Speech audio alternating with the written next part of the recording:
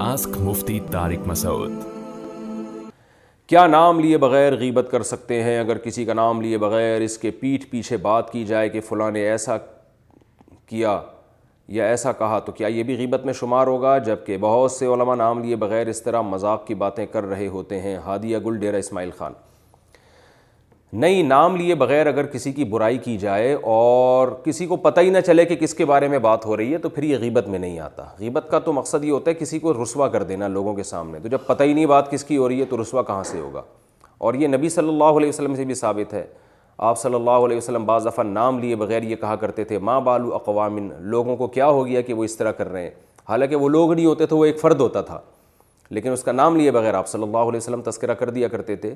تو اگر کسی کا نام ہائی لائٹ نہیں ہو رہا، نہ اس کی طرف لوگوں کی توجہ جا رہی ہے، تو پھر کسی کی برائی بیان کرنا یہ غیبت نہیں ہے۔ ہاں، ویسے ہی بار بار برائیاں بیان کرنا لوگوں کی، تو اس سے معاشرے میں برائی کم ہونے کے بجائے بعض دفعہ پھیلنے کا زیادہ خطرہ ہوتا ہے، اس کا خیال کر لینا چاہیے۔ آسک مفتی طارق مسعود۔